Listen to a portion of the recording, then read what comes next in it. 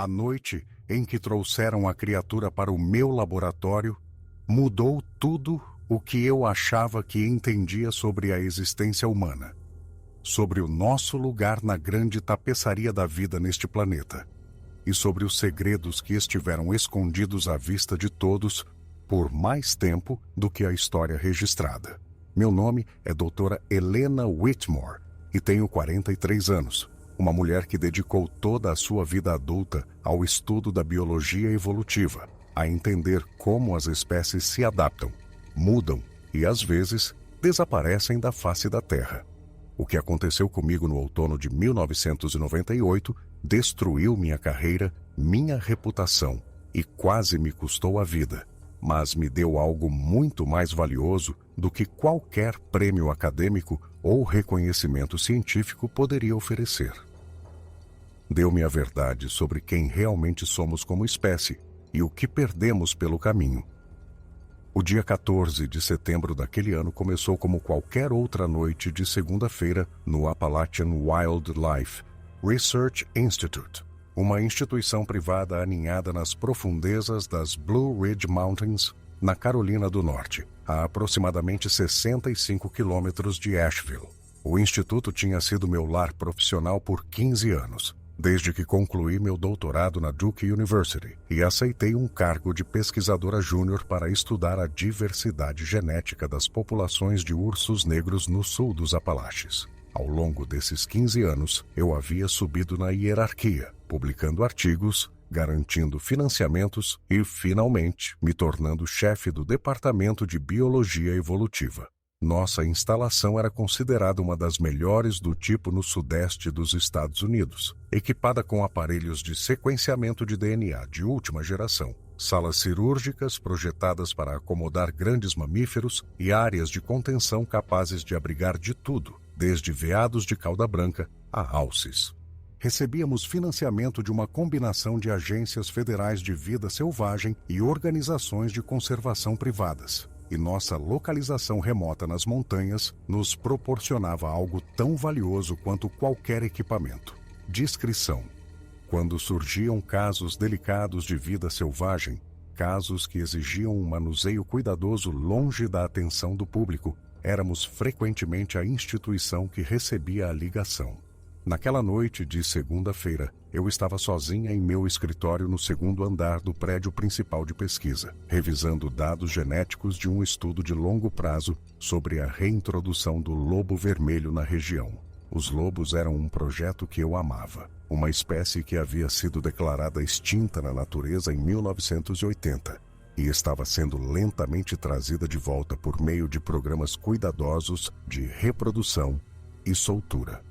O trabalho era minucioso, mas recompensador, e eu havia perdido a noção do tempo enquanto analisava o último lote de amostras de DNA, tentando traçar a linhagem de uma jovem fêmea particularmente promissora que havia recentemente dado à luz sua primeira ninhada de filhotes na natureza.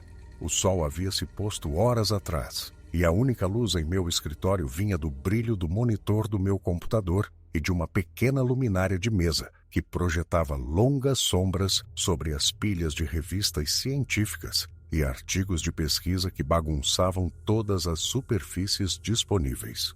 O telefone na minha mesa tocou, quebrando a concentração silenciosa que eu havia construído nas últimas horas. Olhei para o identificador de chamadas e vi que era o Dr. Nathan Park, o diretor da nossa instituição.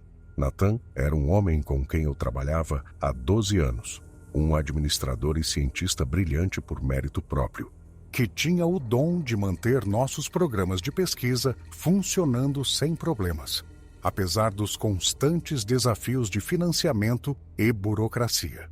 Ele não era um homem de fazer ligações desnecessárias ou declarações dramáticas. Então, quando ouvi a tensão em sua voz assim que atendi, soube que algo significativo havia acontecido. Helena, temos uma situação, disse ele, sem nenhum preâmbulo ou conversa fiada. Sua voz tinha aquela qualidade tensa que eu aprendi a reconhecer ao longo dos anos. O som de alguém tentando manter a compostura profissional diante de algo que desafiava uma categorização simples. Preciso de você na sala cirúrgica principal imediatamente. E, Helena, limpe sua agenda para os próximos dias. O que você está prestes a ver é algo em que não vai acreditar. Não perdi tempo fazendo perguntas. Se Nathan dizia que eu não acreditaria em algo, valia a pena levar a sério. Peguei meu jaleco do gancho ao lado da porta do meu escritório e segui pelo corredor em direção à ala cirúrgica da instalação. O prédio estava silencioso àquela hora. A maioria da equipe já tinha ido para casa, deixando apenas a equipe noturna reduzida para monitorar os animais sob nossos cuidados. Meus passos ecoavam no piso de linóleo enquanto eu andava, e me vi movendo cada vez mais rápido, minha curiosidade superando meu ritmo normalmente comedido. Algo no tom de Nathan havia despertado um pressentimento. Uma premonição de que o que quer que me esperasse naquela sala cirúrgica iria mudar tudo. Quando passei pelas portas duplas para a sala cirúrgica principal, parei abruptamente. A sala havia sido preparada para uma grande cirurgia, com monitores apitando firmemente, suportes de soro posicionados em intervalos regulares e instrumentos cirúrgicos dispostos em bandejas estéreis em fileiras organizadas.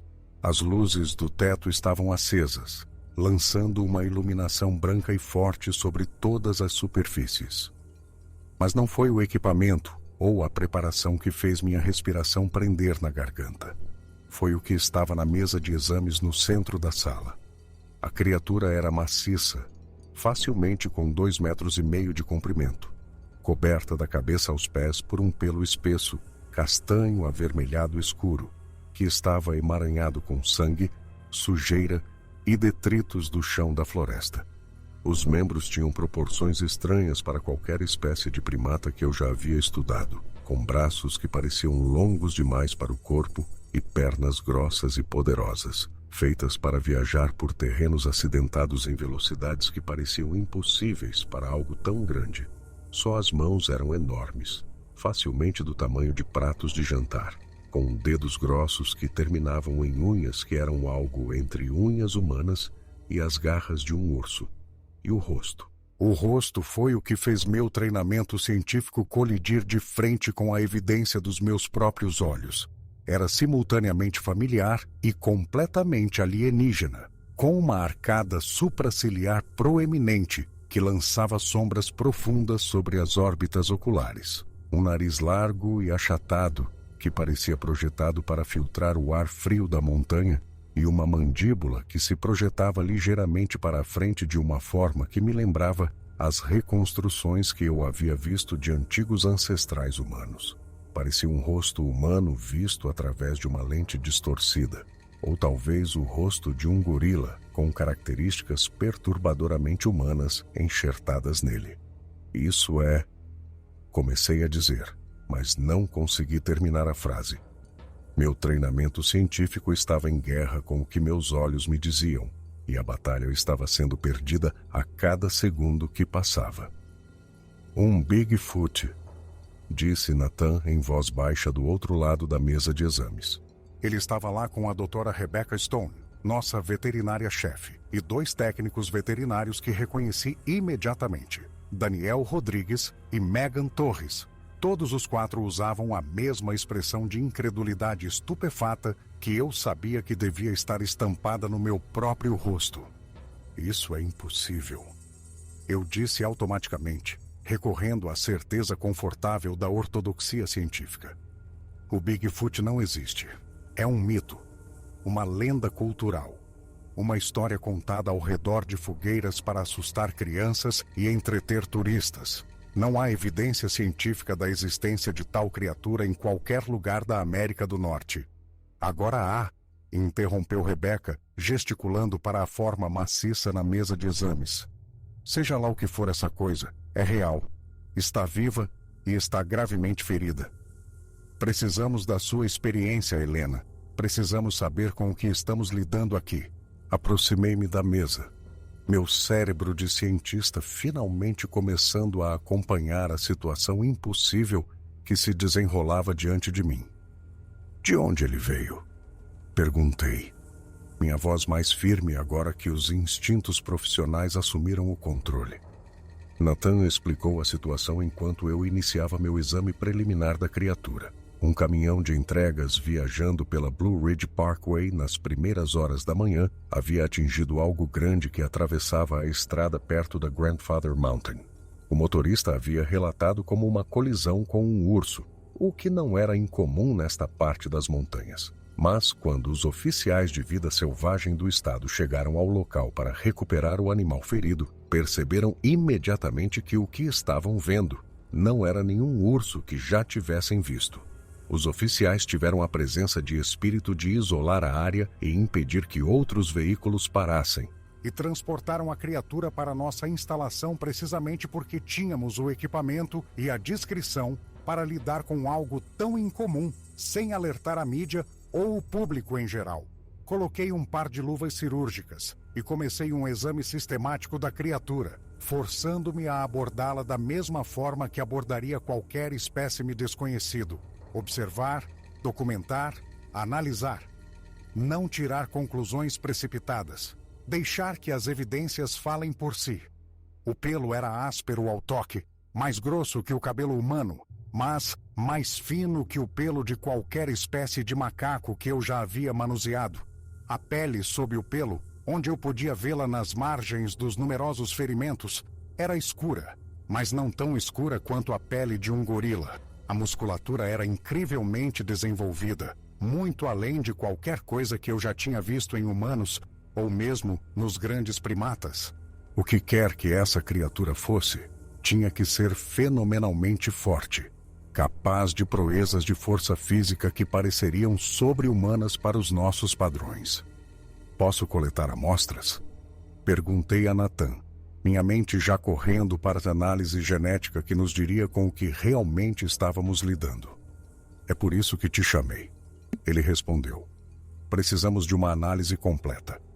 Análise de DNA, amostras de tecido, exames de sangue, tudo o que você puder coletar.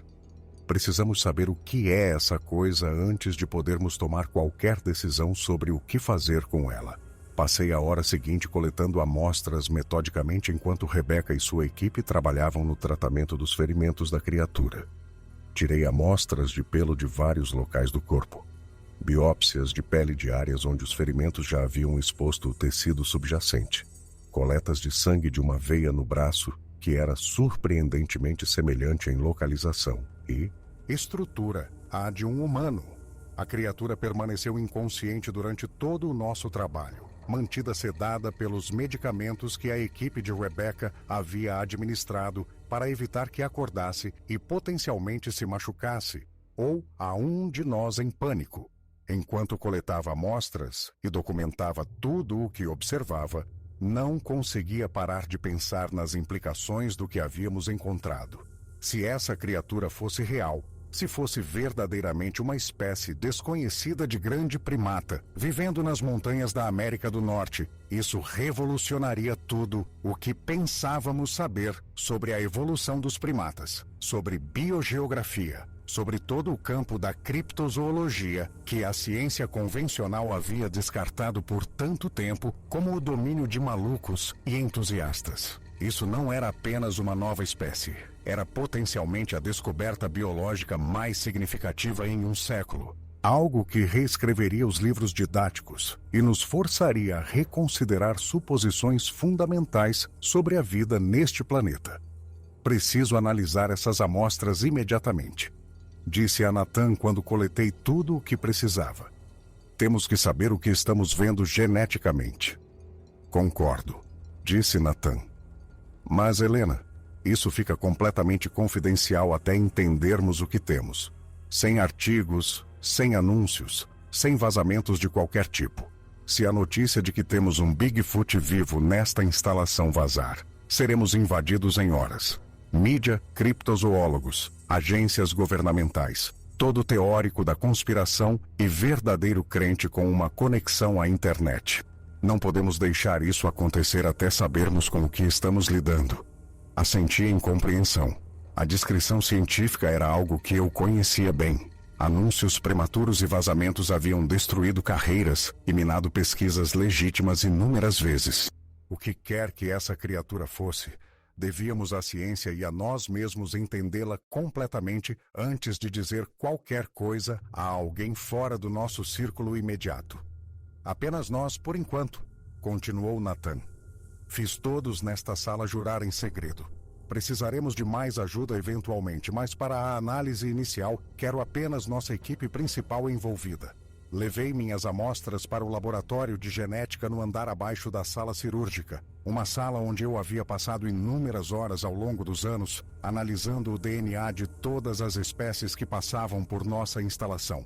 Mas esta noite parecia diferente. Esta noite, o equipamento e os procedimentos familiares assumiram um peso e uma significância que fizeram minhas mãos tremerem levemente enquanto eu preparava as amostras para o processamento.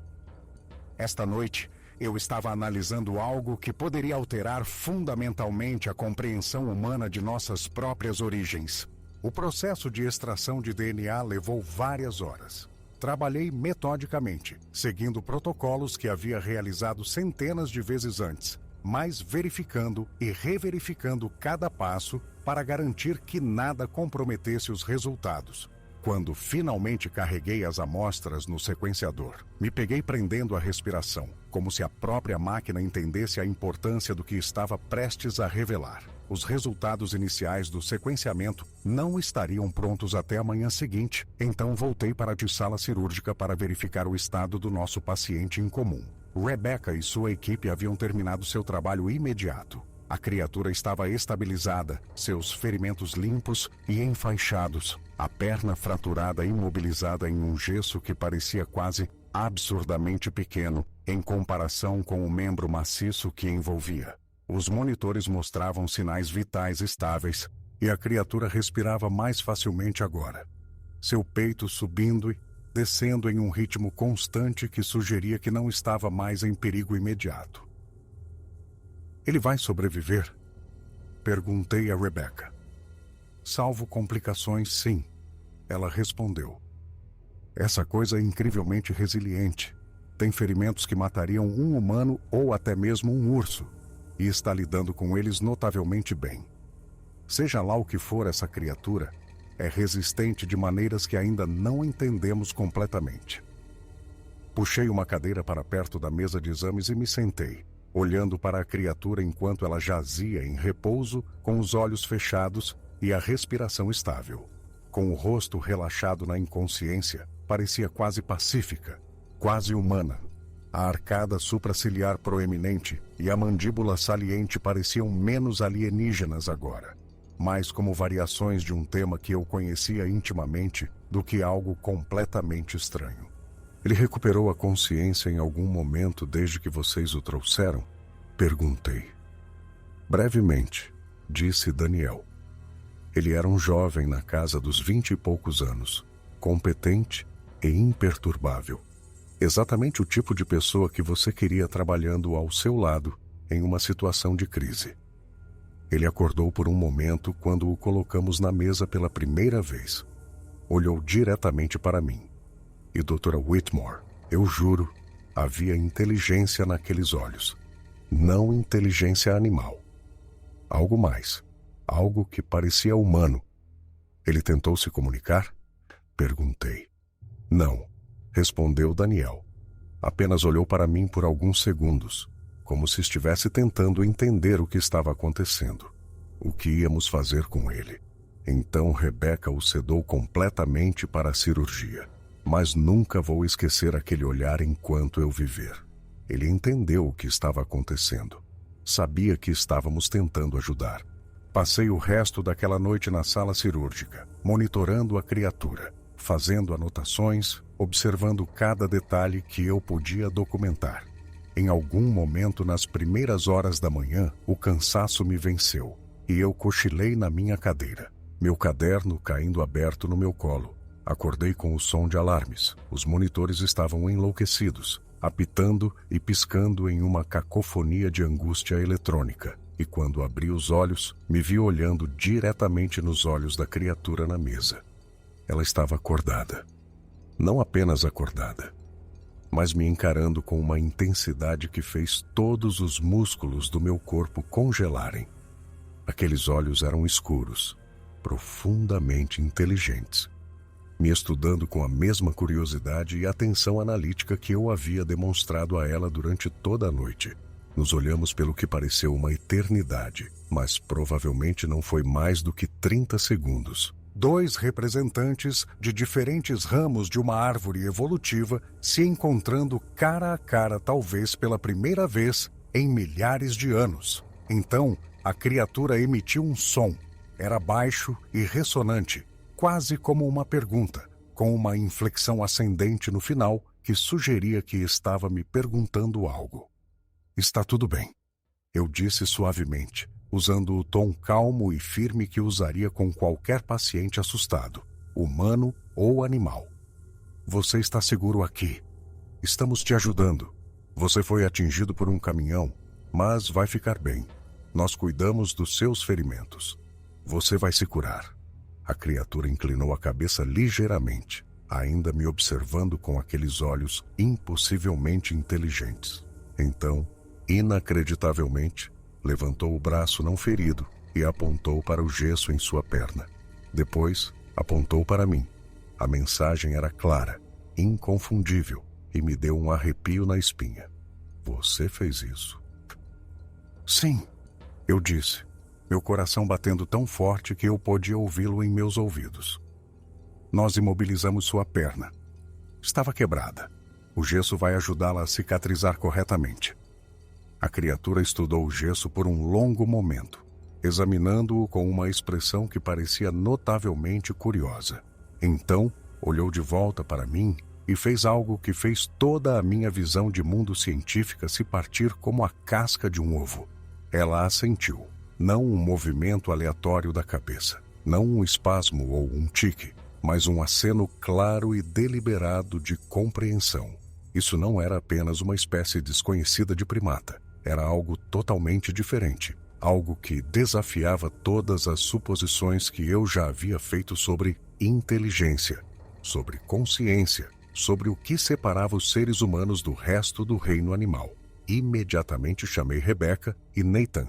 Em minutos, nós três estávamos ao redor da mesa de exames, observando enquanto a criatura acompanhava nossos movimentos com aqueles olhos impossivelmente inteligentes.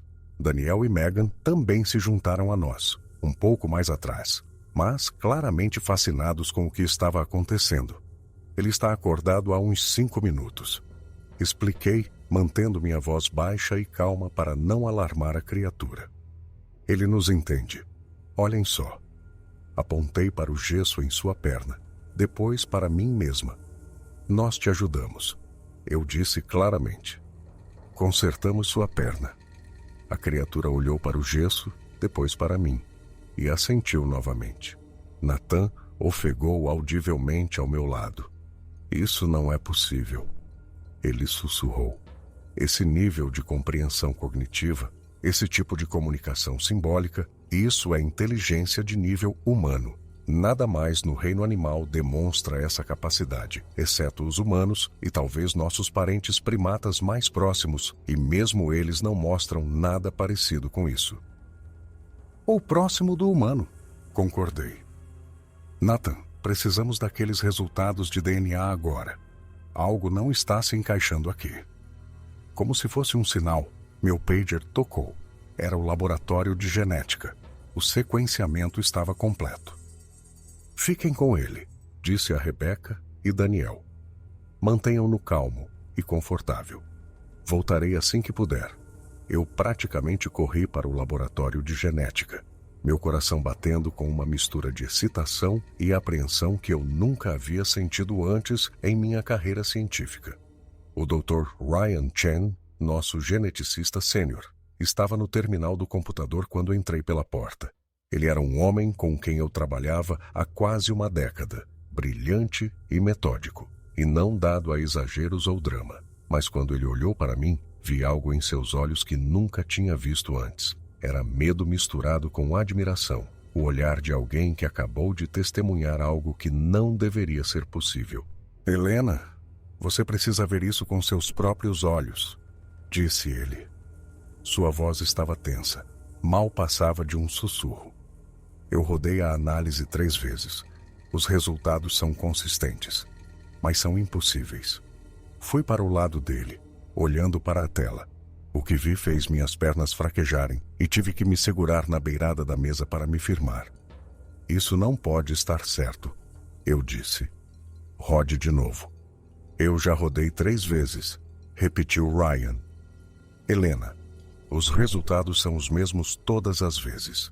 Não entendo como isso pode ser, mas os dados são consistentes. A análise de DNA era clara, inegável e absolutamente aterrorizante em suas implicações. O genoma da criatura era 98,7% idêntico ao DNA humano. Isso era mais próximo do que os chimpanzés, que compartilham aproximadamente 96% de seu material genético com os humanos. Mas o que fez meu sangue gelar não foi apenas a semelhança geral.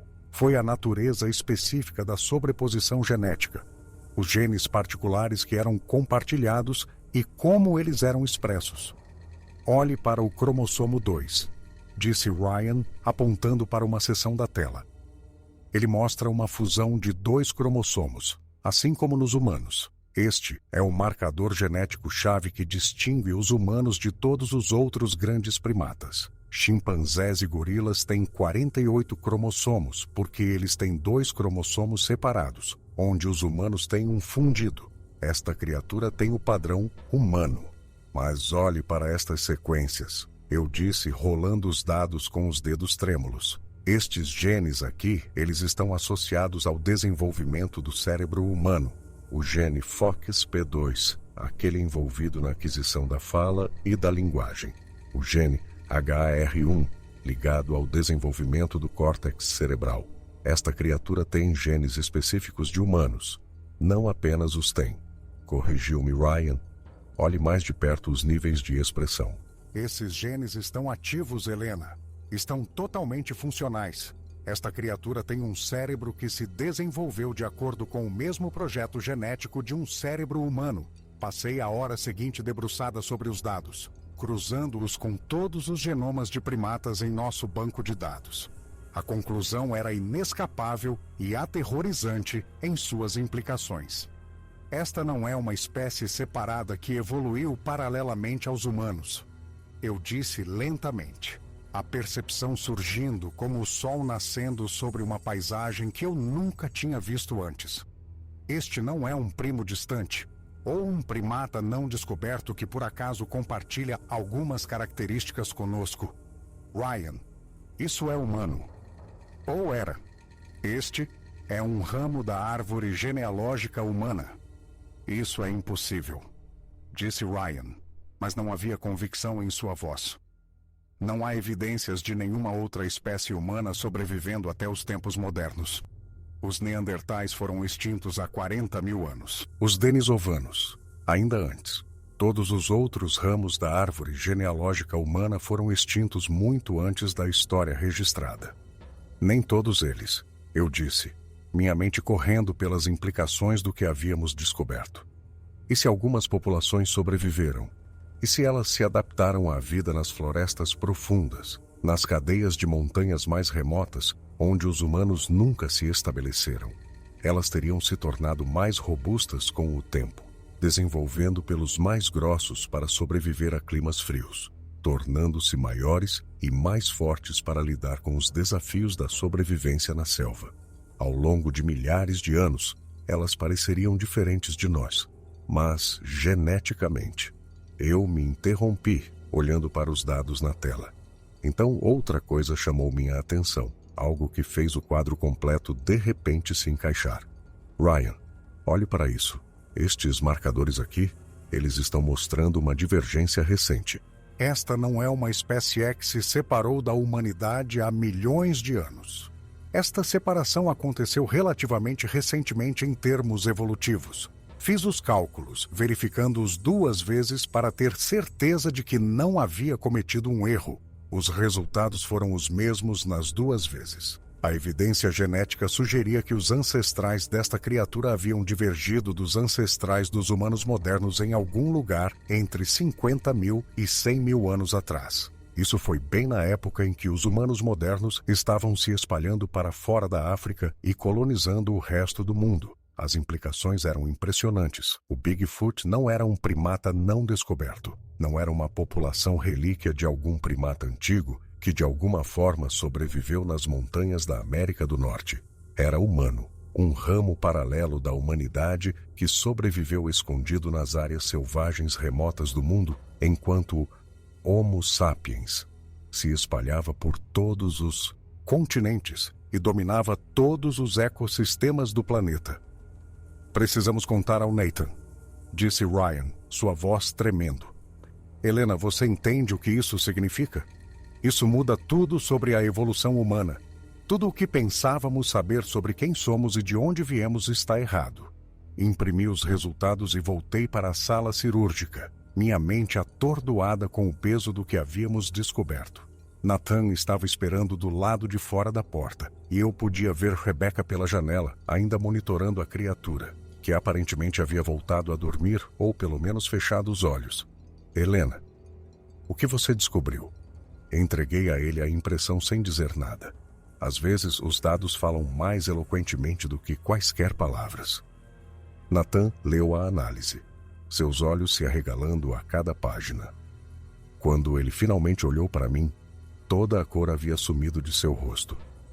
Isso está dizendo que é humano, disse ele. Uma subespécie de humano. Uma espécie irmã. Sim, confirmei. Ou talvez mais precisamente uma espécie prima, como os neandertais eram parentes do Homo sapiens. Mas Nathan, ela sobreviveu. Uma população inteira desses seres tem vivido ao nosso lado por milhares de anos. E nós nunca soubemos. Isso é impossível, disse Nathan, ecoando minha própria reação inicial. Teríamos encontrado restos mortais, fósseis, algum tipo de evidência. Teríamos? Interrompi. Pense nisso. Eles claramente evitam os humanos. Vivem nas áreas mais remotas, lugares onde raramente vamos. Se a população deles for pequena e espalhada o suficiente, seus restos mortais seriam incrivelmente raros.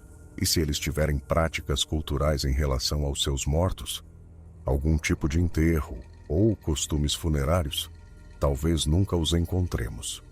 Pensei nas várias lendas indígenas que li ao longo dos anos. Histórias de cemitérios sagrados para os espíritos da floresta. Contos que eu sempre descartei como folclore. E se essas histórias fossem baseadas em algo real? Nathan ficou em silêncio por um longo momento, processando tudo o que eu havia lhe dito. Precisamos entrar lá e tentar nos comunicar com ele. Ele finalmente disse: se é verdadeiramente humano, se tem inteligência de nível humano, então temos a responsabilidade de tratá-lo como tal. Não como um espécime a ser estudado, mas como o quê, exatamente? Como uma pessoa, eu disse. É exatamente isso que ele é. Nathan, não estamos lidando com um animal aqui. Estamos lidando com outro tipo de ser humano. Um tipo diferente de pessoa que tem se escondido de nós por milhares de anos, sobrevivendo nas sombras enquanto construíamos cidades e civilizações, e nunca suspeitamos que eles existiam. Entramos juntos na sala cirúrgica. A criatura ainda estava deitada na mesa de exames, mas seus olhos estavam abertos agora, acompanhando nossos movimentos enquanto nos aproximávamos. Rebecca se afastou para nos dar espaço, e eu pude ver a mesma mistura de fascínio e desconforto em seu rosto, que sentia em meu próprio coração. Vou tentar uma coisa, anunciei para a sala. Puxei uma cadeira para perto da mesa de exames e me sentei, posicionando-me no nível dos olhos da criatura. Não de pé sobre ela em uma posição de domínio, mas sentada como uma igual, como alguém que queria se comunicar em vez de controlar. Você consegue me entender? Perguntei, falando de forma clara e lenta. A criatura me observou por um momento, aqueles olhos inteligentes perscrutando meu rosto. Então, assentiu uma vez. Claro, deliberado, inconfundível. Meu coração acelerou. Você tem uma linguagem? Você consegue falar? A criatura abriu a boca e emitiu um som. Era uma vocalização baixa, ressonante e complexa, com estrutura e ritmo que sugeriam que não era um ruído aleatório, mas algo mais. Parecia que poderiam ser palavras, mas a pronúncia era diferente, as formas dos sons desconhecidas. A anatomia vocal da criatura era diferente da de um humano. A garganta, a boca e a língua não estavam configuradas exatamente da mesma maneira. Sua anatomia vocal é diferente. Eu disse falando tanto para mim mesma quanto para a criatura. Você provavelmente tem sua própria língua, mas não consegue produzir os sons que a fala humana requer. A criatura fez um som frustrado. Depois, fez algo notável. Apontou para a própria garganta, fez um som e depois balançou a cabeça. Em seguida, apontou para os ouvidos e assentiu. Depois, apontou para mim e imitou o movimento da minha boca enquanto eu falava. Você consegue entender nossa língua, mas não consegue falá-la. Interpretei. Você está me dizendo que compreende o que estou dizendo, mas não consegue responder com palavras. A criatura assentiu enfaticamente e viu que parecia ser um alívio tomar conta de suas feições. Finalmente, alguém havia entendido. Você consegue se comunicar de outras maneiras? Perguntei. Gestos, sinais. A criatura levantou a mão não ferida e começou a fazer movimentos deliberados com os dedos. Não gestos aleatórios, mas sinais estruturados com pontos de início e fim claros. Estava usando alguma forma de linguagem de sinais, um sistema de comunicação visual que seu povo deve ter desenvolvido ao longo de inúmeras gerações. Nathan, me traga papel e algo para escrever. Eu disse, sem tirar os olhos da criatura. Quando ele os trouxe, coloquei o papel e um marcador na mesa ao alcance da criatura. Você sabe escrever? Ela olhou para o papel, depois para o marcador, depois para o braço enfaixado e o gesso na perna. Fez um som frustrado. Claramente queria tentar, mas seus ferimentos dificultavam o controle motor fino. Ok, abordagem diferente, eu disse. Vou te fazer perguntas que você pode responder com sim ou não. Acene com a cabeça para sim. Balance a cabeça para não. Você entende? Um aceno de cabeça. Existem mais de vocês? Mais da sua espécie? Um aceno de cabeça. Eles vivem nestas montanhas? Outro aceno de cabeça. Vocês têm nos observado? Os humanos, quero dizer. Vocês têm nos observado? Um aceno de cabeça. E algo em seus olhos que poderia ser cansaço. O peso de gerações observando, se escondendo e esperando. Você tem medo de nós? Houve uma longa pausa. A criatura parecia estar considerando a pergunta com cuidado, ponderando se deveria responder honestamente. Então, lentamente, assentiu. O peso daquele simples gesto me atingiu mais forte do que eu esperava. Este ser, esta pessoa, viveu toda a sua vida com medo da minha espécie. Eles estiveram se escondendo, observando, evitando contato a todo custo, porque sabiam o que aconteceria se os encontrássemos. E agora, aqui estava, ferida e vulnerável e completamente à nossa mercê. Não vamos te machucar, eu disse suavemente, colocando toda a sinceridade que pude em minha voz. Eu prometo. Queremos ajudar. Queremos entender. A criatura me estudou por um longo momento, aqueles olhos escuros e inteligentes perscrutando os meus, como se tentasse determinar se eu era confiável. Então, fez algo que me deu um nó na garganta de emoção. Estendeu a mão não ferida e tocou meu braço. Apenas um toque breve, um gesto de conexão, de confiança hesitante sendo estendida através do abismo entre nossos dois povos. Helena, disse Nathan em voz baixa atrás de mim. Precisamos decidir o que faremos a seguir. Não podemos manter este segredo para sempre. Os oficiais de vida selvagem do estado sabem que temos algo em comum aqui. Eventualmente as pessoas farão perguntas. Quando estiver saudável o suficiente para partir, nós a deixaremos ir. Eu disse firmemente. De volta para seu povo. Mas primeiro quero aprender tudo o que puder. Com a permissão dela, é claro. Olhei para a criatura. Você ficará? Permitirá que a estudemos, que aprendamos com você, e em troca, nós a ajudaremos a se curar. Protegeremos seu segredo. A criatura olhou para cada um de nós. Eu, Nathan, Rebecca, Ryan, que nos seguiu do laboratório de genética, Daniel e Megan, que observavam perto da porta. Estava nos avaliando, percebi, decidindo se podia nos confiar o maior segredo da história humana. Finalmente, assentiu. Nos dias seguintes, estabelecemos um sistema de comunicação que transformou tudo o que eu pensava saber sobre a história humana e a natureza da própria inteligência.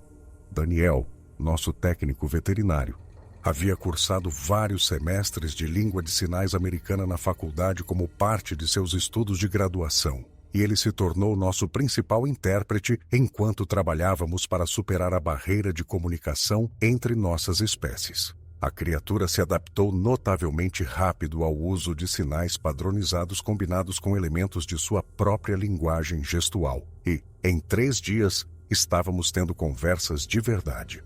No terceiro dia, trouxe um quadro branco e marcadores para a sala cirúrgica. O braço ferido da criatura havia se curado o suficiente para que ela pudesse segurar o marcador, embora seu controle motor fosse claramente projetado para movimentos maiores e mais enérgicos, em vez do trabalho de detalhes finos que a escrita humana exigia. Ainda assim, ela podia desenhar, e o desenho se tornou nosso principal modo de compartilhar informações complexas. Você pode nos mostrar de onde você vem? Perguntei, montando o quadro branco onde a criatura pudesse alcançá-lo facilmente. A criatura pegou o marcador em sua mão maciça e começou a desenhar, não marcas aleatórias, mas um mapa deliberado, com montanhas, vales, rios e riachos. Ela desenhou com uma precisão surpreendente, e à medida que as formas surgiam no quadro branco, comecei a reconhecer a geografia. Estava desenhando a Cordilheira dos Apalaches, estendendo-se do norte da Geórgia, através do Tennessee e da Carolina do Norte, e Virgínia até a Virgínia Ocidental e além. Ela tocou o marcador em vários locais nas partes mais remotas e inacessíveis das montanhas. Depois, desenhou figuras simples, representando seu povo, pequenos grupos espalhados por centenas de quilômetros de natureza selvagem. Quantos de vocês existem? Perguntei, temendo a resposta. A criatura parou, pensando. Então começou a desenhar marcas no quadro, grupos de 5 linhas agrupadas. Fez 8 grupos. Depois começou um 9º, mas parou no meio do caminho. Aproximadamente 43 indivíduos. Só isso? Perguntou Rebecca, sua voz cheia de consternação. Em toda a região sul dos Apalaches? A criatura assentiu, e havia algo profundamente triste em seus olhos. Ela começou a desenhar mais no quadro, figuras de palito representando seu povo, depois riscando-as uma por uma. Uma representação visual do declínio da população ao longo do tempo. Vocês estão se extinguindo, eu disse suavemente. Sua espécie está entrando em extinção. A criatura assentiu novamente. Depois desenhou outra coisa. Figuras humanas, muitas delas, espalhando-se pelo quadro como uma maré cobrindo a terra. Então, desenhou barreiras entre os humanos e seu povo. Montanhas, florestas, rios, os últimos refúgios onde podiam se esconder. Ela apontou para as figuras humanas. Depois, fez um gesto de medo em direção a si mesma. Vocês têm se escondido de nós, eu disse. Por quanto tempo? A criatura pensou por um momento. Depois começou a desenhar no quadro novamente. Desta vez, desenhou fases da lua. Depois símbolos representando estações e anos. Desenhou tantas marcas que preencheram todo o quadro. Depois gesticulou para indicar ainda mais além do que podia mostrar. Milhares de anos, sussurrou Ryan atrás de mim. Vocês têm se escondido dos humanos por milhares de anos. A criatura assentiu enfaticamente. Então fez algo que fez meu estômago revirar. Começou a desenhar figuras humanas com armas, lanças e porretes primitivos. Mostrou seu próprio povo correndo, caindo, sendo caçado. Desenhou cenas de violência, conflito, morte. Nós caçamos vocês, eu disse, a percepção me atingindo como um golpe físico. Os primeiros humanos, quando encontraram seu povo pela primeira vez, os viram como competidores, como ameaças. Nós os caçamos, os matamos e os expulsamos das terras que queríamos para nós. A criatura assentiu lentamente, confirmando minha interpretação. Então, desenhou mais. Mostrou seus ancestrais, recuando cada vez mais para a natureza selvagem, para os vales montanhosos mais remotos e as florestas mais escuras, aprendendo a se esconder e a evitar os humanos a todo custo. Estava nos mostrando uma história de sobrevivência através do isolamento. Gerações de seres que aprenderam que sua única chance de continuar existindo era a invisibilidade completa e total. É por isso que vocês estão tão espalhados? Perguntou Rebeca. Pequenos grupos em áreas remotas, nunca ficando em um lugar por muito tempo, evitando qualquer lugar onde os humanos possam ir? Outro aceno de cabeça. Então a criatura desenhou outra coisa. Grupos familiares, uma figura maior com outras menores agrupadas ao seu redor.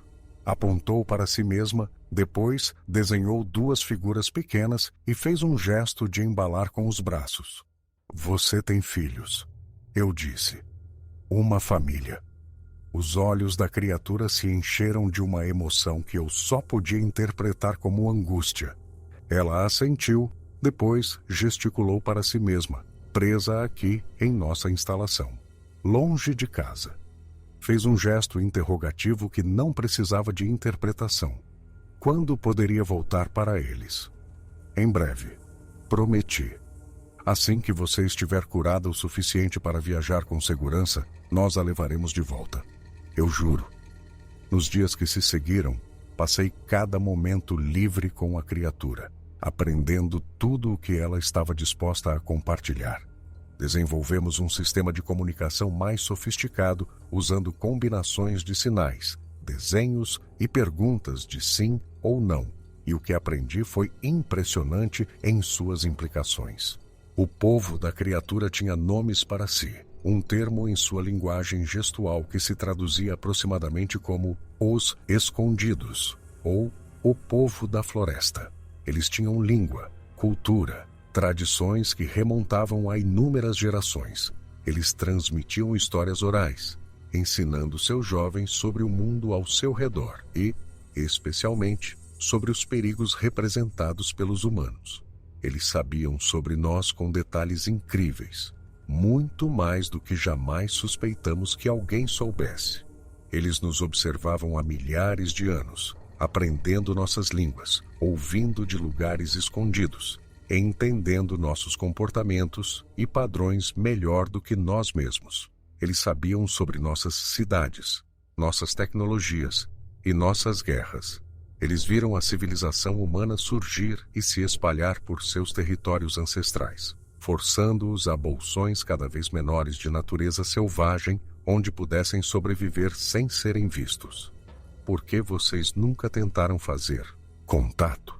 Perguntei no quinto dia de nossas conversas. Por que se esconder em vez de se comunicar? A criatura desenhou no quadro novamente. Mostrou as primeiras tentativas de contato. Seus ancestrais distantes se aproximando de assentamentos humanos, tentando negociar ou se comunicar. E mostrou o que aconteceu em seguida.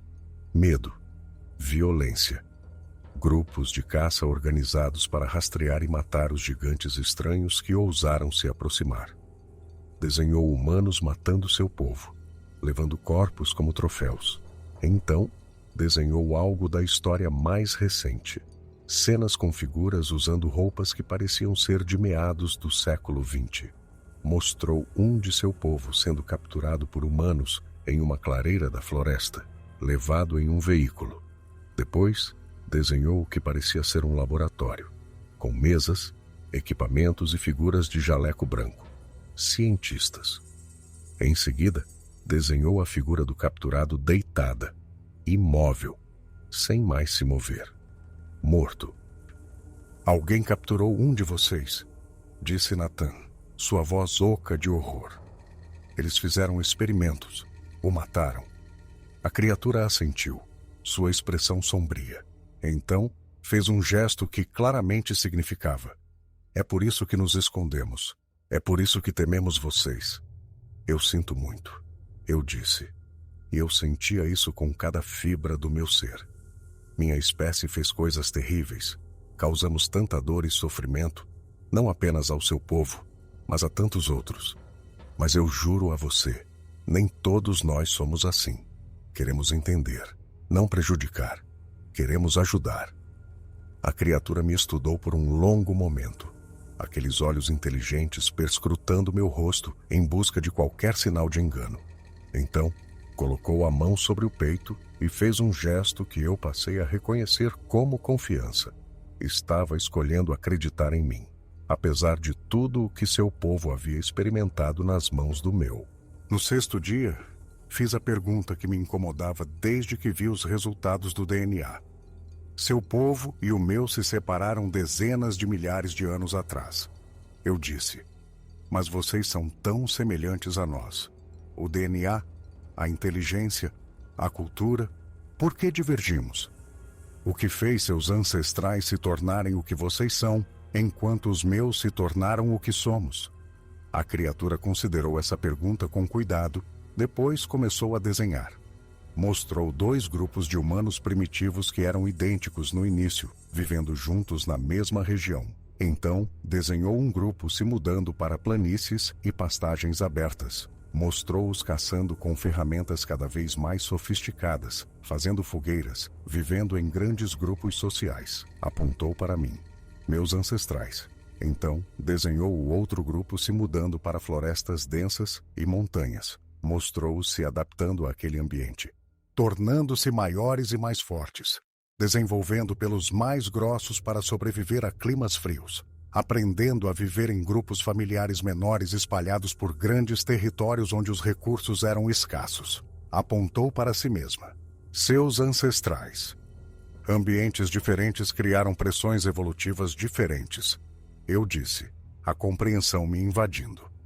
Meus ancestrais permaneceram em ambientes abertos, onde a tecnologia e a cooperação social lhes davam vantagens.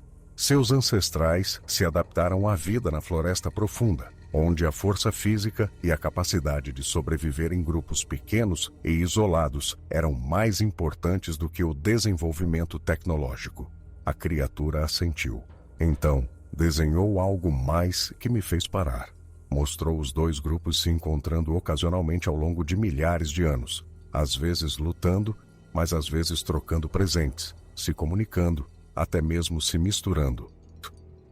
Vocês cruzaram conosco, eu disse de repente, lembrando do que sabíamos sobre a história genética dos humanos modernos. Assim como o Homo sapiens fez com os neandertais. Provavelmente existem genes do seu povo em algumas populações humanas. A criatura fez um gesto que parecia uma afirmação. Então, apontou para certas figuras humanas no quadro e fez gestos para indicar que eram maiores ou mais peludas. Estava sugerindo que alguns humanos particularmente altos ou robustos poderiam carregar marcadores genéticos de seu povo. As lendas, disse Ryan suavemente atrás de mim. Todas as histórias indígenas sobre casamentos entre humanos e espíritos da floresta. Os contos de gigantes em linhagens familiares. E se não fossem mitos? E se fossem memórias históricas reais de cruzamentos entre nossas espécies? A criatura assentiu enfaticamente. Então, desenhou algo que me tirou o fôlego. Mostrou uma linha do tempo, o passado, o presente e, em seguida, um ponto de interrogação para o futuro. Apontou para os números decrescentes de seu povo, depois para as figuras humanas se espalhando por toda parte, tomando conta de todos os cantos do mundo. Fez um gesto que claramente perguntava: o que acontece conosco agora? Eu não sei, admiti. Sua população é criticamente pequena. Em termos genéticos, vocês provavelmente são poucos demais para sobreviver a longo prazo, sem problemas graves de endogamia. Mesmo que pudéssemos de alguma forma protegê-los da descoberta, a matemática da genética de pequenas populações é brutal. A criatura assentiu tristemente. Já havia percebido isso. Seu povo estava morrendo e não havia nada que ninguém pudesse fazer para impedir. Mas talvez, eu disse lentamente, uma ideia se formando em minha mente. Talvez possamos ajudar. Se revelássemos sua existência ao mundo, poderíamos proteger seus territórios, impedir que o desenvolvimento humano avance ainda mais. Talvez até ajudar a aumentar seus números através de esforços de conservação cuidadosos. A reação da criatura foi imediata e violenta. Ela balançou a cabeça freneticamente, fazendo vocalizações angustiadas que ecoavam pelas paredes da sala cirúrgica. Agarrou o marcador e começou a desenhar com traços rápidos e duros. Humanos com câmeras e equipamentos de notícias. Armas e dardos tranquilizantes. Gaiolas e laboratórios. Seu povo sendo capturado, estudado, aprisionado. Desenhou um mundo onde os escondidos não estavam mais escondidos, onde haviam se tornado espécimes, curiosidades e objetos de investigação científica interminável. Você está certa, disse Rebeca em voz baixa. Helena, nós vimos o que os humanos fazem com espécies raras. Nós os marcamos, os rastreamos e estudamos cada aspecto de suas vidas. Destruímos seu modo de vida em nome de protegê-los. Mesmo com as melhores intenções, tiraríamos tudo o que os torna quem são. A criatura desenhou uma última imagem. Mostrou seu povo livre na floresta, escondido e em declínio, sim, mas livre. Então, os desenhou cercados por humanos em instalações como esta. Protegidos, talvez, mas enjaulados, estudados, observados a cada momento de cada dia. Apontou para a segunda imagem e fez um gesto que claramente significava morte. Não a morte física, mas a morte de sua identidade, sua cultura, sua liberdade. Então, guardamos seu segredo. Eu disse, nós os protegemos não os revelando. É isso que você quer? A criatura assentiu firmemente. Então, desenhou outra coisa. Algumas figuras humanas separadas do resto. Apontou para nós, o pequeno grupo reunido nesta sala. Um pequeno número de humanos que sabia a verdade e a guardaria. Guardiões do segredo. Podemos fazer isso, prometi. Protegeremos seu povo protegendo seu segredo. Mas você tem que nos deixar ajudar de outras maneiras. Deixe-nos monitorar a saúde de sua população. Talvez fornecer cuidados médicos quando necessário. Deixe-nos ser aliados, não apenas observadores. A criatura considerou isso por um longo momento. Então, desenhou um símbolo no quadro branco. 2 mãos entrelaçadas. Uma parceria. Um acordo entre nossas 2 espécies que nos uniria de maneiras que nenhum de nós poderia antecipar completamente. Na manhã de 25 de setembro, 11 dias após a criatura ter sido trazida pela primeira vez para nossa instalação, Rebeca a declarou saudável o suficiente para retornar à natureza. A perna havia cicatrizado notavelmente rápido, mais uma indicação da fisiologia robusta que esses seres possuíam. O braço ainda estava em uma tala leve, mas ela podia movê-lo bem o suficiente para navegar pela floresta. Eu quero ir com você, eu disse à criatura enquanto fazíamos os preparativos para sua soltura. Quero conhecer sua família, ver onde você mora, aprender mais sobre seu povo.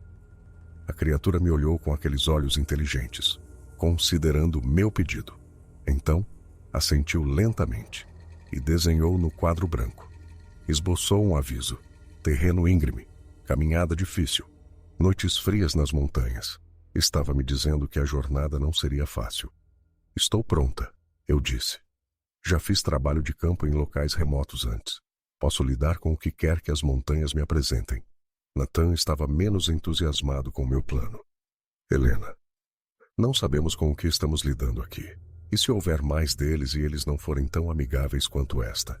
E se eles a virem como uma ameaça? Então nossa amiga aqui explicará que não sou. Eu disse, gesticulando para a criatura. Nathan, esta é a oportunidade de uma vida. A chance de observar uma subespécie humana desconhecida em seu habitat natural. De documentar sua cultura e seu modo de vida. Eu tenho que ir. Após muito debate, Nathan concordou, mas com condições. Eu levaria um telefone via satélite e faria contato 2 vezes por dia. Rebecca me acompanharia para fornecer suporte médico caso os ferimentos da criatura piorassem durante a jornada. Levaríamos suprimentos e equipamentos para documentar tudo o que pudéssemos com segurança. Partimos ao amanhecer de 26 de setembro, dirigindo o mais longe que as estradas nos levariam para dentro das montanhas. A criatura sentou-se na parte de trás da nossa van, observando a paisagem passar pela janela com o que parecia ser um profundo alívio. Ela estava indo para casa. Quando as estradas terminaram, caminhamos. A criatura nos guiou apesar de seus ferimentos, movendo-se pela floresta com uma facilidade prática, que falava de uma vida inteira passada nessas montanhas. Rebecca e eu lutamos para acompanhá-la. Nossas mochilas cheias de equipamentos científicos e suprimentos nos pesando, enquanto navegávamos por encostas íngremes e vegetação densa. Caminhamos por 6 horas, adentrando a natureza selvagem mais do que qualquer trilha marcada penetrava. A criatura parava ocasionalmente para verificar pontos de referência que eram invisíveis aos meus olhos, mas claramente significativos para ela. Uma formação rochosa de formato distinto, um arranjo particular de árvores, padrões na floresta que marcavam um caminho através de um terreno que me parecia completamente uniforme. Finalmente, quando as sombras da tarde começaram a se alongar, chegamos a um vale tão remoto e bem escondido que entendi imediatamente por que esses seres nunca haviam sido descobertos. O vale era cercado por cumes íngremes por todos os lados, acessível apenas através de passagens estreitas que seriam fáceis de não notar, a menos que você soubesse exatamente o que estava procurando. O chão do vale era coberto por uma floresta antiga, árvores que cresciam sem perturbação por séculos, com um riacho límpido correndo pelo centro que brilhava à luz do final da tarde. A criatura parou na borda do vale e emitiu uma vocalização alta e retumbante, um chamado anunciando seu retorno. Por um momento, nada aconteceu. A floresta estava silenciosa, exceto pelo sussurro do vento nas folhas. Então, ouvi chamados de resposta de diferentes partes do vale, vozes respondendo ao chamado de seu membro da família perdido. Lentamente, figuras emergiram da floresta. Contei 7 delas, incluindo 2 que eram claramente jovens, talvez o equivalente a crianças ou adolescentes humanos.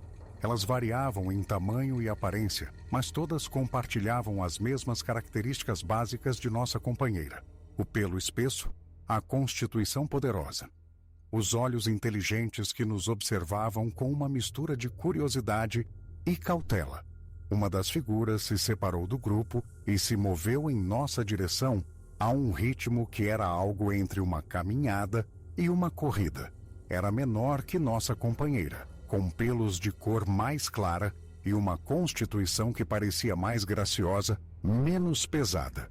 Ela emitiu uma série de vocalizações que soavam quase musicais, e então jogou os braços ao redor de nossa companheira em um abraço que não precisava de interpretação.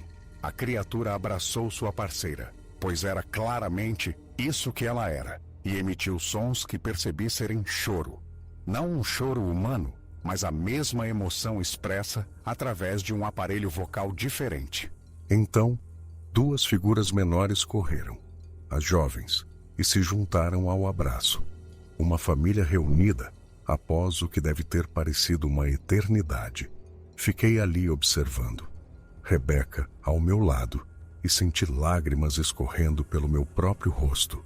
O que quer que esses seres fossem, qualquer que fosse a classificação científica que pudéssemos dar a eles, eles eram pessoas. Amavam, sofriam, celebravam e temiam, assim como nós. A criatura finalmente se virou para nós e fez as apresentações, usando a linguagem gestual que havíamos desenvolvido juntas para explicar quem éramos e por que tínhamos vindo. Os outros nos observavam com olhos cautelosos, claramente incertos sobre a presença de humanos em seu lar escondido. Mas eles aceitaram a garantia de nossa companheira de que éramos confiáveis e, gradualmente, nas horas que se seguiram, começaram a relaxar. Passamos 4 dias naquele vale, e o que aprendi durante esse tempo poderia encher volumes. Documentei tudo o que pude. Sua estrutura social, baseada em grupos familiares extensos que cooperavam na criação dos filhos e na coleta de recursos. Sua dieta, que consistia principalmente de plantas e insetos complementados por caça pequena. Seu sistema de comunicação, que combinava vocalizações com uma elaborada linguagem gestual que permitia uma expressão complexa e sutil. Sua cultura, que incluía tradições, cerimônias e histórias orais passadas de geração em geração. Aprendi que nossa companheira era uma mãe que havia sido separada de sua família quando se aventurou longe demais do vale em busca de plantas medicinais para um ancião que estava doente. Ela estava atravessando a rodovia na escuridão da madrugada quando o caminhão a atingiu. Um acidente que poderia ter acabado não apenas com sua vida, mas com qualquer esperança que sua espécie tivesse de continuar no futuro. Aprendi que este pequeno grupo no vale era uma das maiores reuniões restantes de sua espécie. A maioria dos outros vivia em grupos ainda menores, pares ou famílias únicas, espalhados por milhares de quilômetros quadrados de natureza selvagem, separados demais para manter contato regular, poucos demais para sustentar uma população reprodutiva viável. Aprendi que eles sabiam que estavam morrendo. Eles viram seus números diminuírem ao longo de gerações, viram grupos familiares desaparecerem um por um à medida que o mundo humano se expandia e seus refúgios encolhiam. Eles não tinham esperança de sobrevivência a longo prazo, apenas a determinação de viver como sempre viveram pelo tempo que pudessem, livres e escondidos nas florestas que foram seu lar desde antes do início da memória humana. Na terceira noite, sentei-me ao lado de uma pequena fogueira com a mãe e seu parceiro, observando as estrelas aparecerem uma a uma no céu acima do vale. As crianças dormiam por perto, aninhadas juntas para se aquecer, e os outros adultos haviam se retirado para suas próprias áreas de dormir espalhadas entre as árvores. "Por que você nos deixou vir aqui?" Perguntei usando os sinais gestuais que havíamos desenvolvido. "Você poderia simplesmente ter voltado para sua família e nunca nos deixar ver este lugar." A mãe considerou minha pergunta por um longo momento. Então, sinalizou sua resposta, lenta e deliberadamente para que eu entendesse cada palavra. "Alguém precisa se lembrar." Ela sinalizou. "Quando partirmos, alguém precisa se lembrar que existimos. Alguém precisa contar nossa história." Senti o peso dessa responsabilidade pousar em meus ombros como um fardo físico. "Eu me lembrarei." Sinalizei de volta. "Eu prometo." A mãe estendeu a mão e tocou meu rosto. Um gesto de aceitação e gratidão que cruzou todas as barreiras entre nossas espécies. Então, ela sinalizou mais uma coisa. "Somos primas." Ela sinalizou. "Mesma avó. Caminhos diferentes. Vocês nos esqueceram. Agora vocês se lembram." Não dormi naquela noite. Fiquei em minha barraca ouvindo os sons da floresta, pensando no que ela havia dito. Mesma avó. Caminhos diferentes. 2 ramos da mesma árvore genealógica humana, separados por 50.000 anos de evolução, encontrando-se novamente no fim da existência de um dos ramos. Parecia uma tragédia de proporções cósmicas. Uma perda que a humanidade nunca saberia que deveria lamentar. Na 4ª manhã, acordei antes do amanhecer. Uma névoa fina se agarrava às árvores e o ar carregava aquele cheiro profundo e terroso que apenas as florestas antigas parecem produzir. Os outros ainda dormiam, mas eu podia ouvir um movimento suave perto do riacho. Saí da minha barraca e segui o som. A mãe estava ajoelhada ao lado da água, seus filhos dormindo aninhados contra seu parceiro a uma curta distância. Ela não levantou o olhar quando me aproximei, mas senti que ela sabia que eu estava lá. Ela traçava padrões na superfície do riacho com os dedos, observando a água fluir ao redor deles. Sentei-me silenciosamente ao lado dela, incerta se estava invadindo um momento privado. Depois de um tempo, ela começou a sinalizar, lenta e deliberadamente. O tempo é curto. Ela sinalizou. Eu assenti. Eu sei. Ela apontou para o vale ao nosso redor, depois para o céu, e fez um gesto de desaparecimento com as duas mãos. O mundo deles estava desaparecendo, encolhendo dia a dia à medida que o mundo humano se expandia. Então, ela tocou meu peito 1, 2 vezes, firmemente. Você deve se lembrar. Ela sinalizou novamente. Você deve contar. Eu contarei. Prometi. Mas deve haver algo mais que possamos fazer. Alguma forma de ajudar. Ela balançou a cabeça lentamente. Então, apontou para as montanhas distantes, traçando um caminho que levava para a natureza selvagem.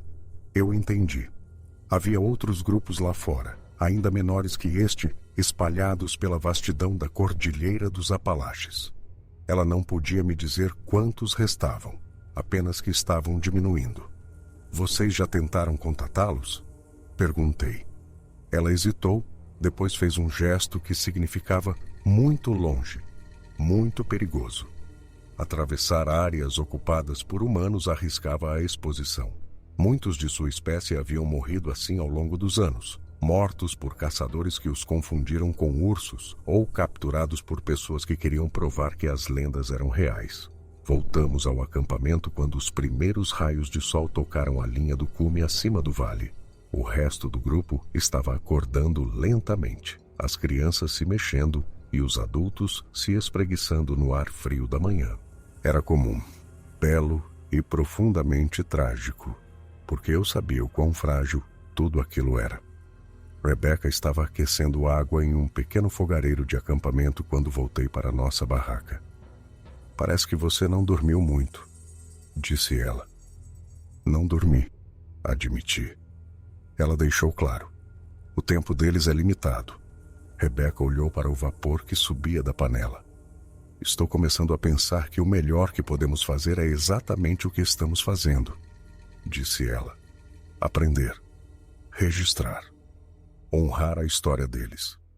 Eu queria discutir, insistir que deveria haver algo mais, alguma intervenção ou proteção que pudéssemos oferecer. Mas eu não podia. Cada instinto que eu tinha como cientista gritava que precisávamos agir, intervir, proteger. Mas como ser humano, como convidada em sua casa, eu sentia uma obrigação igualmente forte. Não causar dano. E revelá-los ao mundo quase certamente os destruiria de todas as maneiras que importavam. Ao meio-dia, a mãe me fez um sinal para segui-la mais para dentro da floresta. Rebecca ficou para trás com o resto do grupo. Um macho mais velho, quieto e solene, juntou-se a nós enquanto caminhávamos. Caminhamos por quase 1 hora, serpenteando entre árvores antigas e rochas cobertas de musgo, até chegarmos a uma fenda rochosa estreita, escondida atrás de um tronco caído tão grande que devia estar crescendo antes que os primeiros colonos europeus chegassem a essas montanhas. A mãe se abaixou e entrou na fenda primeiro. Hesitei por um momento, depois a segui. A passagem se abriu em uma pequena caverna. Uma luz fraca se filtrava por fendas no teto, iluminando paredes cobertas com pinturas diferentes de tudo que eu já tinha visto. Eram feitas com pigmentos que eu não reconheci, cores que pareciam brilhar mesmo na penumbra e contavam uma história mais detalhada do que qualquer um dos pictogramas que eu tinha visto no vale. Mas essas pinturas não contavam a história do povo da floresta, elas contavam a nossa história. A dos humanos, as primeiras cenas mostravam figuras que reconheci como os primeiros Homo sapiens. Magros e pequenos em comparação com o povo da floresta. movendo-se por paisagens abertas com fogueiras e ferramentas. Em seguida, os dois povos se encontrando, às vezes em paz e às vezes em conflito. Havia cenas de presentes sendo trocados, de famílias vivendo juntas por breves períodos, do que poderiam ter sido casamentos ou parcerias entre as duas espécies. Então veio a mudança. Humanos aparecendo em maior número com armas mais sofisticadas, lanças, arcos e, eventualmente, o que pareciam ser armas de fogo. O povo da floresta sendo repelido, recuando para as montanhas, tornando-se cada vez menos a cada geração. No final do mural, o povo da floresta estava espalhado por vastos espaços, pequenos grupos isolados uns dos outros, figuras solitárias na natureza selvagem. Então, nada. Uma previsão silenciosa de extinção, pintada na parede de uma caverna escondida, onde nenhum humano jamais havia pisado antes de mim. Passei a mão levemente pela parede, com medo de perturbar o pigmento antigo. A mãe tocou em um símbolo perto da imagem final. O contorno de uma figura humana com um pequeno círculo pintado onde estaria o coração. "O que é isto?" Sussurrei. Ela apontou para mim. "Uma guardiã", ela sinalizou. "Uma testemunha, uma contadora de histórias." Senti minha garganta se apertar de emoção. "Eu não mereço isso", disse suavemente. Ela balançou a cabeça. "Não merecer", ela sinalizou. "Escolhida." Não havia arrogância em seu gesto, nenhum senso de reverência ou cerimônia, apenas necessidade. Alguém tinha que levar a verdade para o futuro. Alguém tinha que se lembrar quando o próprio povo da floresta se fosse. Quando saímos da caverna, o macho mais velho tocou meu braço e me levou para trás de um aglomerado de rochas. Lá, quase escondido sob uma cobertura de folhas e fibras tecidas, havia um pacote envolto no que parecia ser tecido de casca de árvore. Ele o desembrulhou cuidadosamente, revelando objetos diferentes de tudo que eu tinha visto entre o povo da floresta antes. Havia uma tábua de pedra esculpida, intrincada e deliberada, coberta não com pictogramas, mas com símbolos, marcas que eram claramente organizadas e sistemáticas. Não decoração aleatória, mas algo mais. Escrita. Sussurrei. Seu povo tinha escrita. Olhei para a mãe. Ela assentiu lentamente. Depois sinalizou. Antigo. Antes de se esconder. Minha mente girou com as implicações. Seus ancestrais já tiveram uma língua escrita, um sistema para registrar informações que ia além de figuras e histórias. Algo que eles abandonaram quando foram forçados ao sigilo, quando qualquer tipo de visibilidade se tornou uma sentença de morte. A tábua mostrava cenas semelhantes às pinturas da caverna, contato inicial com humanos, períodos de cooperação e, em seguida, um aviso. Figuras com símbolos estranhos se aproximando. Conflito, fuga, dispersão. Na parte inferior havia uma linha final de símbolos dispostos de forma diferente do resto. Apontei para ela. "O que isso significa?" A mãe hesitou. Depois fez um gesto que nunca havia usado antes.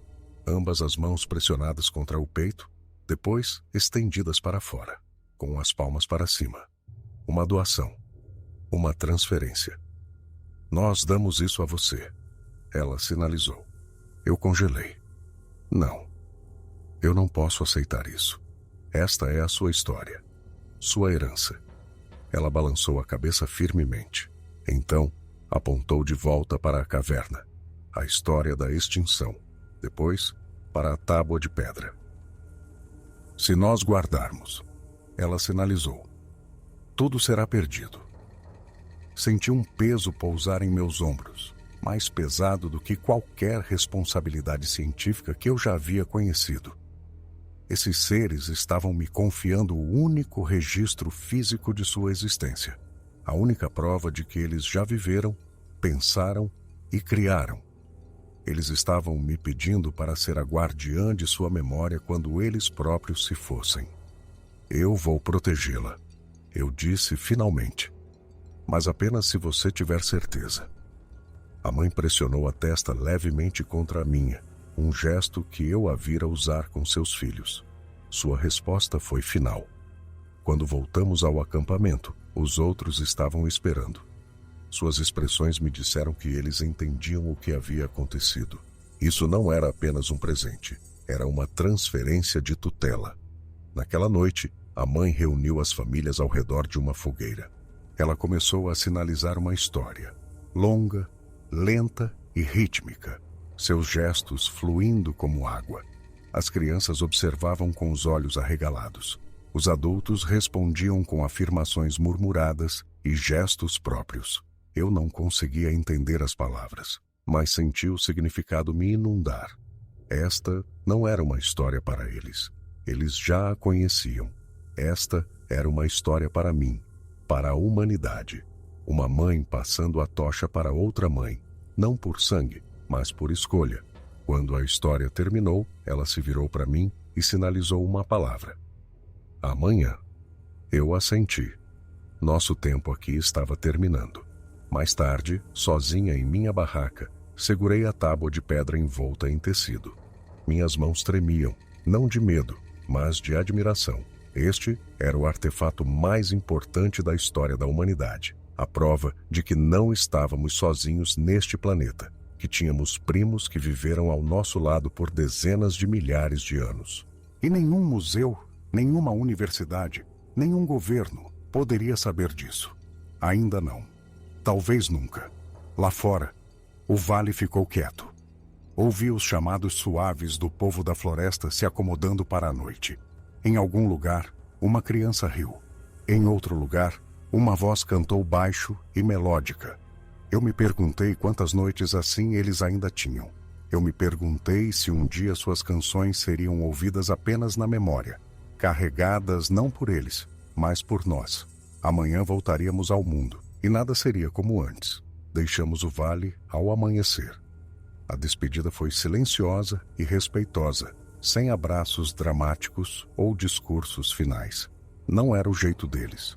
O povo da floresta se reuniu perto da linha das árvores, onde a luz do sol se filtrava através do dossel antigo, pintando longos feixes dourados no chão coberto de musgo. As crianças se agarravam à mãe enquanto o parceiro ficava ao nosso lado, calmo e resoluto. A mãe colocou uma mão em meu ombro, depois no de Rebeca. Uma bênção. Um adeus. Então, ela sinalizou uma palavra que ambas entendemos claramente. Lembrem-se. Inclinamos nossas cabeças. Depois nos viramos para começar a longa jornada para fora das montanhas. A caminhada de volta pareceu mais pesada do que a de ida. Cada estalar de folhas sob minhas botas me lembrava que estávamos deixando para trás um mundo que poucos humanos já haviam visto. Um mundo que poderia não existir em algumas décadas. A floresta parecia sentir o peso de nossa partida. Cada sussurro do vento nos galhos soava como um lamento silencioso. Rebeca caminhava em silêncio ao meu lado, ocasionalmente olhando por cima do ombro, como se esperasse que nossa companheira aparecesse novamente. Mas não vimos ninguém. Se eles estavam nos observando partir, permaneceram escondidos, guardiões de um segredo mais antigo que nossa civilização. Quando chegamos à van, senti uma pontada de incredulidade. A estrutura de aço e o para-brisa empoeirado pareciam impossivelmente deslocados após a serenidade antiga do vale. Era como se tivéssemos saído de um sonho e voltado para um mundo que de repente parecia muito barulhento, muito brilhante, muito descuidado. Na viagem de volta para a instalação de pesquisa, nenhuma de nós falou até estarmos na metade da montanha. Finalmente, Rebeca quebrou o silêncio. O que vamos dizer a eles? Abri a boca para responder. Depois, a fechei novamente. A verdade era impossível, mas esconder tudo parecia uma traição. Diremos que encontramos evidências de uma pequena espécie de primata não documentada. Eu disse lentamente, escolhendo minhas palavras com cuidado. Diremos que parece não ameaçadora e deve ser deixada em paz, sem amostras, sem restos mortais. Nada para estudar mais a fundo. Rebeca assentiu, embora eu pudesse ver que a mentira a incomodava tanto quanto a mim. Chegamos de volta à instalação pouco depois do meio-dia. Nathan e Ryan nos encontraram na área de carga, suas expressões uma mistura de alívio e ansiedade. Onde ela está? Nathan perguntou imediatamente. A criatura. Onde ela está? Em casa. Eu disse simplesmente. Segura. Eles trocaram um olhar, não de decepção exatamente, mas algo próximo da frustração. Eles esperavam continuar aprendendo, eu sabia, mas também entendiam a promessa que havíamos feito. Nathan nos levou para a sala de conferências. Contem-nos tudo. Então, nós contamos. Com cuidado. Descrevemos o vale, a estrutura familiar, a cultura, as pinturas rupestres. Explicamos a pequena população e os perigos que enfrentavam. Fornecemos detalhes suficientes para transmitir a seriedade de sua situação, mas omitimos qualquer coisa que pudesse levar outros até eles. Senti o peso da tábua de pedra guardada em segurança na minha mochila enquanto falava. Não a revelei. Ainda não. Mesmo dentro do nosso círculo de confiança, quanto menos soubessem sobre ela, mais segura ela estaria. Quando terminamos, a sala ficou em silêncio por um longo momento. Então eles realmente são... Ryan começou. Sim, eu disse. Uma espécie irmã. Humanos. Nathan respirou fundo. Helena, o que fazemos com essa informação? A pergunta pairou no ar como uma lâmina suspensa. Não fazemos nada. Eu disse. Nós os protegemos protegendo seu silêncio. Sem publicações, sem coletivas de imprensa, sem anúncios de qualquer tipo. Nós trancamos os registros. Apenas nós nesta sala, mais Daniel e Megan, sabemos toda a verdade. E ninguém diz uma palavra, a menos que todos nós concordemos. Rebecca assentiu. Ryan também. Após um momento, Nathan concordou. Mantemos o círculo pequeno, disse ele. Por algumas semanas, essa paz frágil se manteve. Voltamos às nossas tarefas rotineiras. Estudos de habitat, trabalho genético, projetos de conservação. Mas algo havia mudado dentro de mim. Toda vez que eu olhava para as árvores do lado de fora da janela do meu escritório, eu imaginava a mãe e sua família. Eu me perguntava que histórias ela estava contando a seus filhos. Eu me perguntava se eles ainda se sentiam seguros. Então, no início de outubro, tudo mudou. Começou com um telefonema de uma oficial de vida selvagem do estado, a mesma que originalmente nos trouxe a mãe ferida. Preciso falar com a Dra. Whitmore, disse ela quando atendi. Sua voz estava tensa. É a Whitmore. Recebemos relatos de avistamentos, disse ela. Animais incomuns, perto da Grandfather Mountain. Senti meu pulso disparar. Onde exatamente? Ela me deu uma localização a aproximadamente 30 quilômetros do vale. Podem ser apenas ursos, acrescentou. Mas as descrições não correspondem a nenhum urso que eu já tenha ouvido falar. Pensei que você gostaria de saber. Agradeci e desliguei. Depois liguei imediatamente para Rebecca e Nathan. Em 1 hora, nós 3 estávamos na van indo em direção à área relatada. Quando chegamos, meus piores medos foram confirmados. Marcas de caminhão cortavam a vegetação, sulcos profundos feitos por pneus pesados. Havia pegadas também, grandes, familiares, do povo da floresta. Mas havia outros sinais também. Galhos quebrados, solo remexido, sinais de uma luta, sem sangue, mas evidências claras de que algo violento havia acontecido ali. E pegadas de botas. Muitas pegadas de botas. Pegadas humanas. Alguém mais esteve aqui, sussurrou Rebecca. Seguimos as trilhas por quase 1,5 quilômetros antes que o rastro desaparecesse em um afloramento rochoso. Além dele, o terreno descia para uma floresta densa, impossível de rastrear sem cães ou equipamento especializado. Será que foram levados? Nathan perguntou em voz baixa. Eu não sei. Eu disse, mas o pavor se enrolou em meu estômago. A mãe nos dissera que outros grupos viviam mais longe, mais isolados, mais vulneráveis.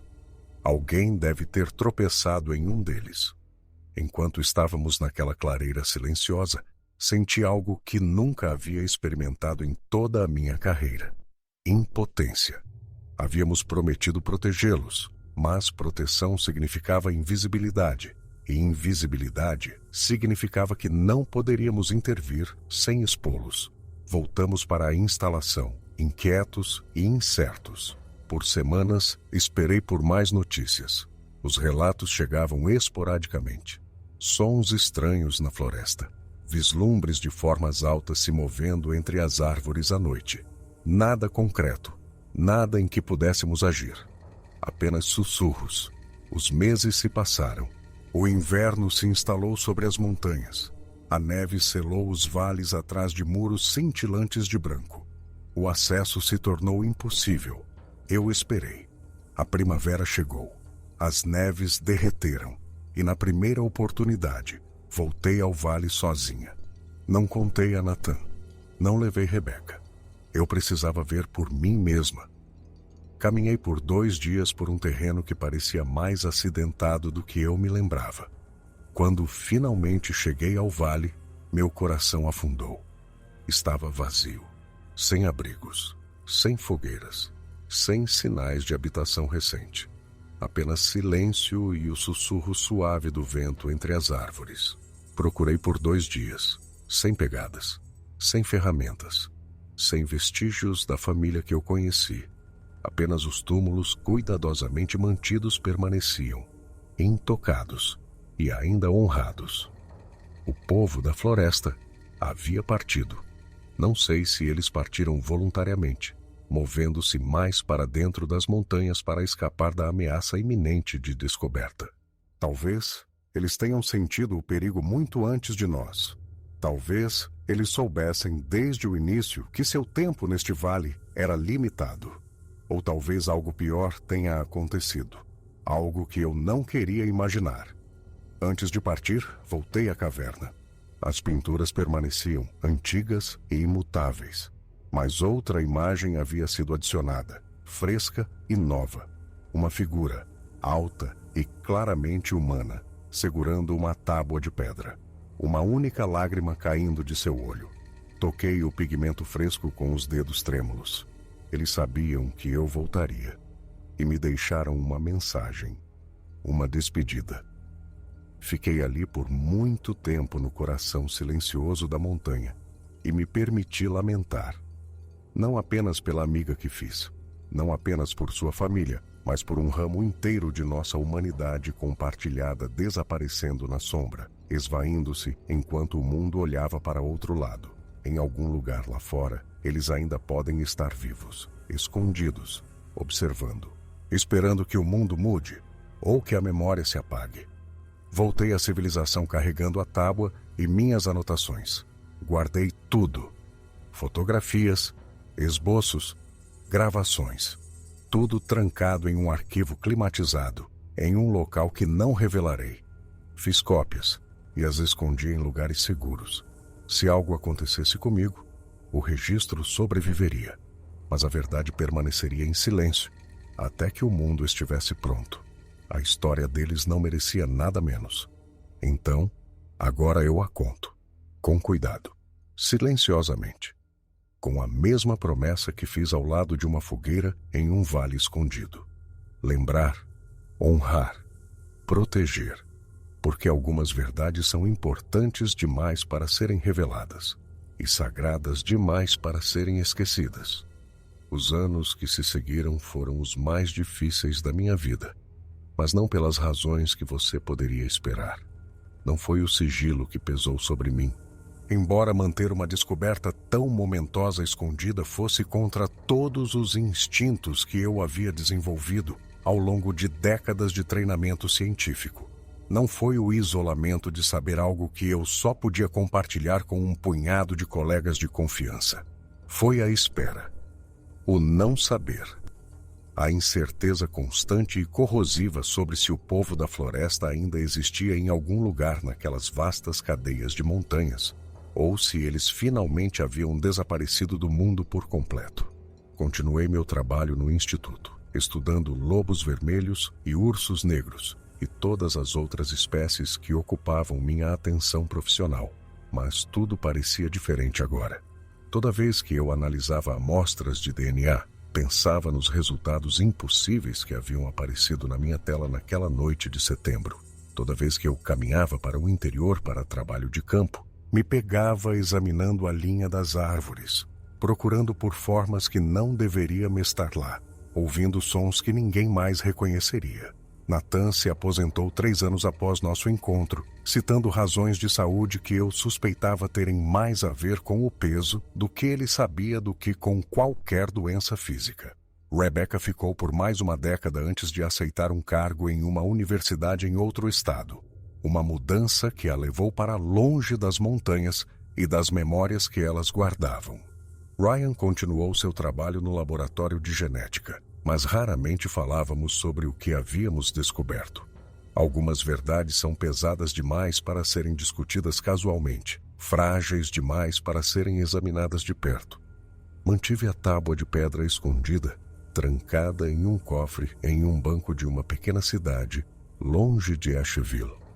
Eu a visitava uma vez por ano, no aniversário do dia em que conheci a mãe, apenas para me certificar de que ainda estava lá, que a evidência física de uma verdade impossível não havia de alguma forma desaparecido como os seres que a criaram. Com o tempo, relatos de avistamentos continuaram a chegar de toda a região. Caminhantes alegando ter visto figuras grandes e peludas em áreas remotas.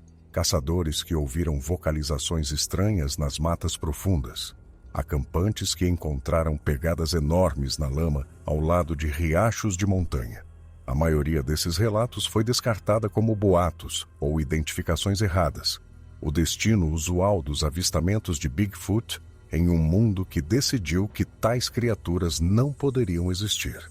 Mas eu os coletei todos, arquivando-os em um crescente acervo de testemunhos e evidências que ninguém jamais examinaria oficialmente. Às vezes, tarde da noite, eu espalhava esses relatos sobre minha mesa e tentava plotá-los em um mapa, procurando por padrões que pudessem sugerir para onde os sobreviventes haviam ido. Os avistamentos se concentravam em certas áreas, as partes mais profundas das Great Smoky Mountains, os vales mais remotos da Virgínia Ocidental, as áreas selvagens da Virgínia, onde a presença humana ainda era rara. Mas não havia como saber se esses relatos representavam encontros reais com o povo da floresta ou simplesmente o pensamento positivo de crentes que queriam encontrar o que eu sabia que realmente existia. Pensei muitas vezes na mãe e em sua família, nas crianças que se agarraram a ela quando nos despedimos. Eles ainda estavam vivos? Haviam encontrado um novo esconderijo? Um vale ainda mais remoto do que o que havíamos visitado? Ou haviam finalmente sucumbido à matemática da extinção, seus números pequenos demais para sustentar outra geração? Eu nunca descobri. Apesar de anos de busca, de acompanhar relatos promissores e caminhar por áreas onde avistamentos haviam sido alegados, nunca encontrei outro membro do povo da floresta. A caverna permanecia vazia sempre que eu a visitava, as pinturas inalteradas, exceto pelo lento desgaste do tempo. Os túmulos no vale foram eventualmente cobertos pela vegetação, reclamados pela floresta como se ninguém jamais tivesse sido enterrado ali. O que eu encontrei ao longo daqueles longos anos de busca e espera foi uma compreensão mais profunda do que havíamos perdido. Não apenas uma espécie, embora essa perda fosse profunda o suficiente, mas uma maneira diferente de ser humano. Um ramo de nossa árvore genealógica que havia tomado um caminho diferente, desenvolvido uma relação diferente com o mundo natural, aprendido a viver como parte da floresta em vez de seu conquistador. O povo da floresta não construiu cidades ou desenvolveu tecnologias que pudessem remodelar o planeta. Eles não escreveram sinfonias, pintaram obras-primas ou dividiram o átomo. Pelas métricas que nossa civilização usa para medir o sucesso, eles não realizaram nada notável. Mas eles sobreviveram por 50 mil anos em harmonia com seu ambiente, pegando apenas o que precisavam e deixando o resto. Eles mantiveram culturas, línguas e tradições que se estendiam para além do início da história registrada. Eles criaram filhos, enterraram seus mortos e transmitiram histórias de geração em geração, tudo sem deixar nenhuma marca no mundo que futuros arqueólogos pudessem descobrir. E agora eles se foram, ou quase, empurrados à beira da extinção por uma espécie prima que nunca soube que eles existiam. Outra vítima da expansão implacável da humanidade pela face do planeta. Estou velha agora, mais velha do que a mãe era quando a conheci. E sei que não viverei para ver se o povo da floresta sobreviverá. A tábua permanece escondida, os registros permanecem selados e o segredo permanece guardado.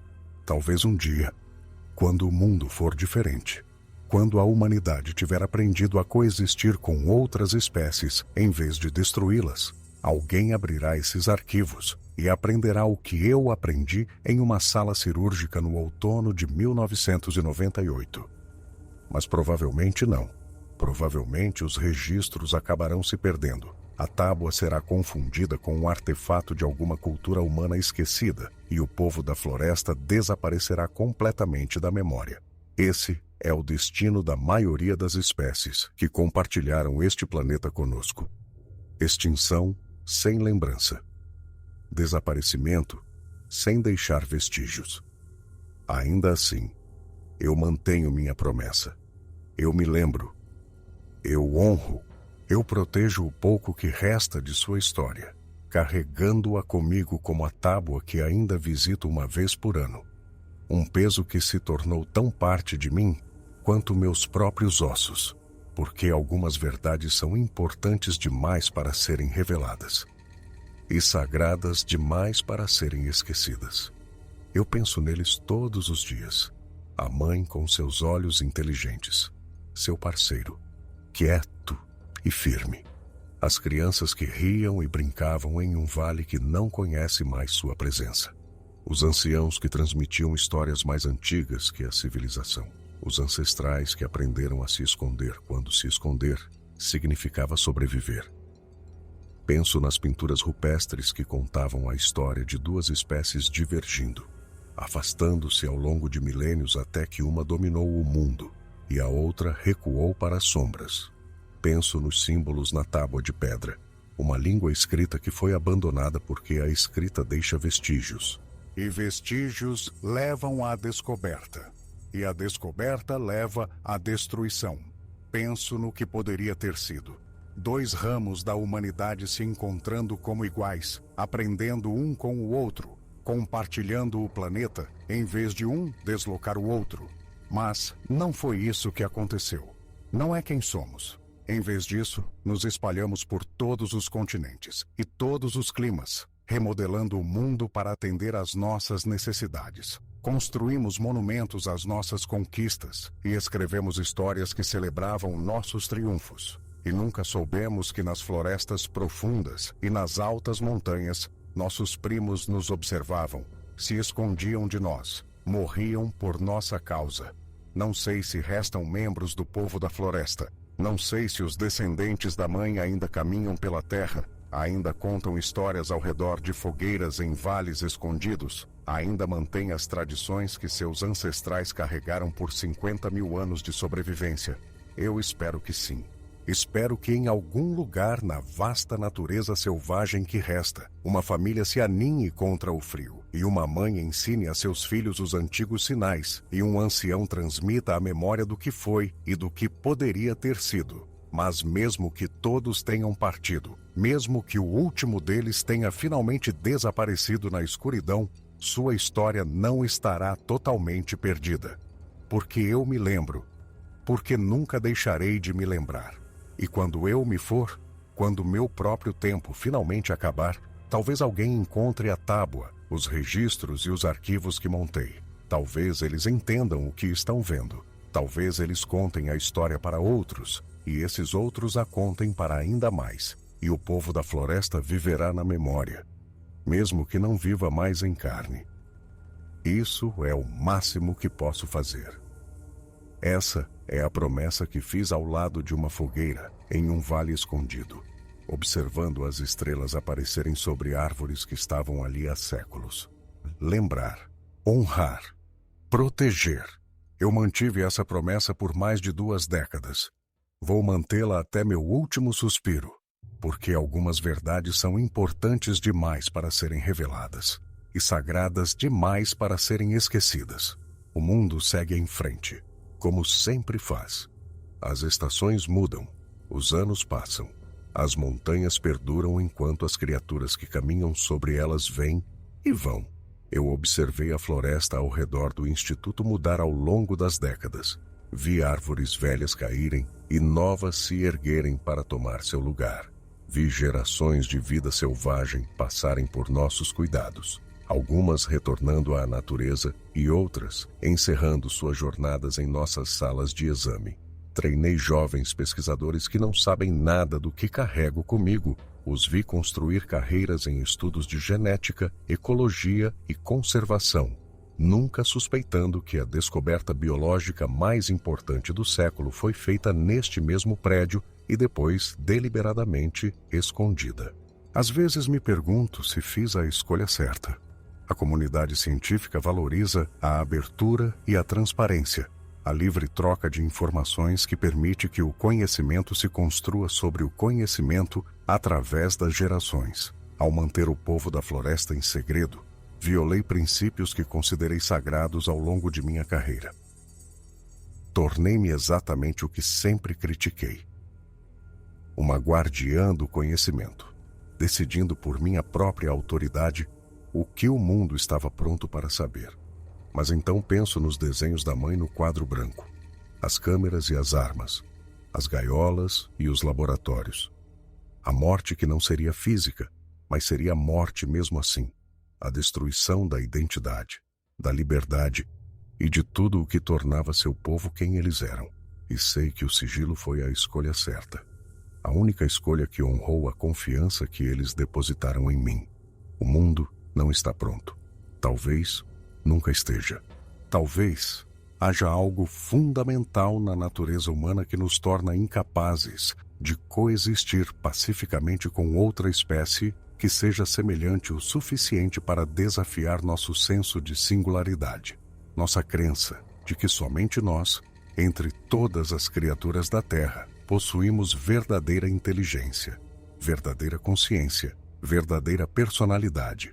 O povo da floresta sabia disso sobre nós. Eles aprenderam através de experiências amargas, através de gerações de conflito, fuga e esconderijo. Eles sabiam que a revelação significaria destruição e escolheram a invisibilidade em vez da extinção. Não posso culpar essa escolha. Passei toda a minha carreira estudando a evolução, e se a evolução me ensinou alguma coisa, é que a sobrevivência é a única medida que importa. O povo da floresta encontrou uma maneira de sobreviver em um mundo cada vez mais dominado por uma espécie prima que os teria destruído se soubesse que existiam. Essa é uma conquista digna de ser honrada, protegida, lembrada, mesmo que ninguém mais saiba. E assim eu continuo. Acordo todas as manhãs, vou para o trabalho e estudo a genética de ursos negros, lobos vermelhos e todas as outras espécies que ocupam minha atenção profissional. Participo de conferências, publico artigos e oriento estudantes de pós-graduação que continuarão o trabalho depois que eu me for. Vivo uma vida normal, ou o que passa por normal, enquanto carrego dentro de mim um segredo que poderia remodelar a compreensão humana de nossas próprias origens. À noite, às vezes, sonho com o vale. Vejo as árvores antigas se estendendo para o céu, o riacho brilhando à luz da tarde, as figuras emergindo da floresta para dar as boas-vindas ao seu membro da família perdido. Vejo a mãe sinalizando para mim com aquelas mãos graciosas, me contando histórias que não têm palavras em nenhuma língua humana. Vejo as crianças rindo, os anciãos observando com olhos que viram mais do que posso imaginar. E quando acordo, fico na escuridão e ouço os sons da noite, os sons comuns de um mundo que não sabe o quão extraordinário ele realmente é. E eu me lembro de tudo. A sala cirúrgica banhada em luz branca e forte. A criatura na mesa de exames, impossivelmente real. Os resultados de DNA que fizeram minhas pernas fraquejarem. O vale escondido entre os picos. A mãe que me confiou a coisa mais preciosa que seu povo possuía. Sua memória. Eu me lembro. E nunca deixarei de me lembrar. Não até o fim. Não até que minha própria história se junte às inúmeras outras histórias que foram contadas e esquecidas desde que os primeiros humanos olharam para as estrelas e se perguntaram o que mais poderia haver lá fora, porque algumas verdades são importantes demais para serem reveladas e sagradas demais para serem esquecidas. Esse é o fardo que carrego. Essa é a promessa que mantenho. Essa é a história que conto agora, com cuidado e em silêncio para você. Em algum lugar lá fora, nas florestas profundas, nas altas montanhas e nos lugares selvagens que ainda restam, eles podem estar observando. Eles podem estar ouvindo. Eles podem estar esperando pelo dia em que o mundo mude o suficiente para que possam emergir das sombras, quando finalmente poderão ficar ao nosso lado como iguais, em vez de se esconderem de nós como presas. Espero viver para ver esse dia, mas mesmo que não viva, mesmo que esse dia nunca chegue, terei feito o que prometi, terei me lembrado, terei honrado, terei protegido a verdade de sua existência, carregando-a através dos anos como uma chama que não pode ser apagada, porque eles são nossos primos, nossa família, e a família não se esquece, nunca. A tábua repousa em seu esconderijo, esperando. Os registros permanecem selados em seus arquivos, pacientes.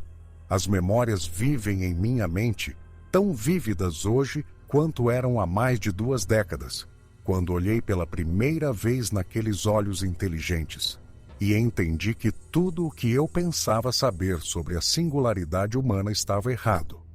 Não estamos sozinhos, nunca estivemos. E a prova dessa verdade sobrevive, escondida, mas intacta, um segredo compartilhado entre 2 espécies que um dia trilharam caminhos diferentes, mas compartilham a mesma avó, as mesmas origens, a mesma frágil posse da existência em um universo que não se importa se sobrevivemos ou não.